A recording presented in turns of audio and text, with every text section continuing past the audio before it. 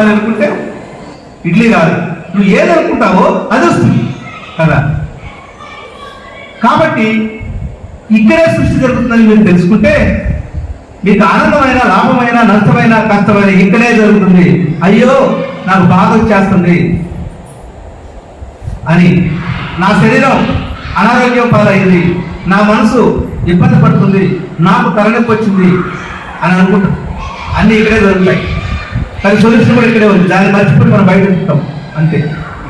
కనుక ఇప్పుడు ఈ మానవ నిర్మాణంలో ఆత్మ యొక్క పాత్ర భూమి మీద ఎలా జరిగిందంటే, ఆత్మకి 100% శక్తి ఉంది, భగవంతుడి శక్తి 100% ఉంది. కానీ ఈ భూమి మీదకి వచ్చేటప్పుడు ఆ శక్తిని అంతా జీరో చేయాలి. జీరో చేసి ఆ జీరోగా ఇక్కడ భూమి మీదకి రావాలి. ఎందుకంటే నువ్వు ఖాళీగా వస్తే తప్ప ఈ పంచభూతాల యొక్క శక్తిని ఈ భూమి మీద ఉన్నటువంటి ఎంత ఈ భూమిని ఇంటిని వాడుకుంటున్నాం. దాన్ని ఎప్పుడు గమనించాలి. మన నీళ్లు తాగుతున్నాం, ఆ నీళ్లు లేకపోతే మన శరీర నిర్మాణం లేదు. అది బ్యాలెన్స్, నీటిని బ్యాలెన్స్ చేస్తుంది. కానీ మనం ఎప్పుడు ఆ లోపల తీసుకుంటున్న నీరుని మనం ఆ కృతజ్ఞత భావాన్ని చూపిస్తాం.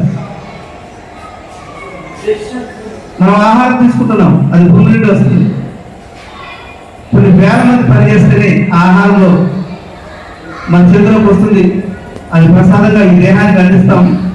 ఈ దేహం అద్భుతంగా బ్రతుకుతుంది. మరి వాళ్ళందరికీ మనం ఎప్పుడు కృతజ్ఞత చేయలేదు. మనం డబ్బు పెడుతున్నాము, దానికి బదులుగా ఏదో ఇస్తున్నామో అది ఎన్ని నాకు సంక్రమిస్తున్నాయి అనుకుంటున్నాను. కానీ అవన్నీ మనం ఏర్పరచుకున్నాయి. ఈ డబ్బు ఇవన్నీ కూడా బదులుకు బదులు అనేది మనం పెట్టుకునే నిర్మాణం.